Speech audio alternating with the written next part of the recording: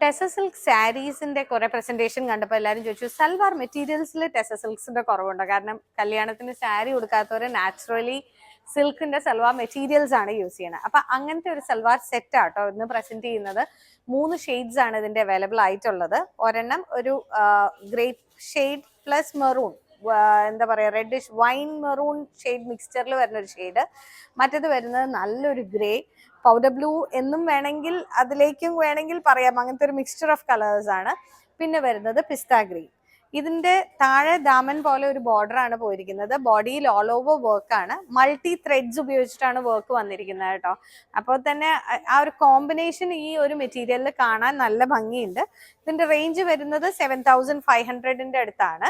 അപ്പൊ ഇത് ദുപ്പട്ട വരുന്നതും ടെസ സിൽക്ക് ആട്ടോ, പ്യോർ ടെസറിലാണ് വരുന്നത്. ഇത് കണ്ടോ, ഇതിപ്പോ മെറൂണിന്റെ ദുപ്പട്ടയാണ്, ചെറിയ ചെറിയ ബുട്ടീസ് ഇട്ടിട്ടാണ് അത് ഹൈലൈറ്റ് ചെയ്ത് പോയിരിക്കുന്നത്. കണ്ടോ, ഇതിപ്പോ നമ്മളുടെ ഗ്രേ ഷെയ്ഡിലുള്ള ഇതിന്റെ ദുപ്പട്ട.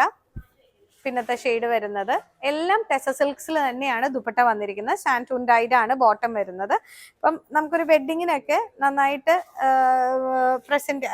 നന്നായിട്ട് ഉടുത്ത് അല്ലെ ഇട്ട് പോകാൻ പറ്റിയ ഒരു മെറ്റീരിയൽ. കണ്ടോ, ഗ്രീനിൽ കാണാൻ നല്ല ഭംഗിയുണ്ട് അല്ലെ ആ കളർ കോമ്പിനേഷൻ അല്ലെ, എല്ലാത്തിലും തന്നെ കാണാൻ നല്ലതാ അല്ലേ.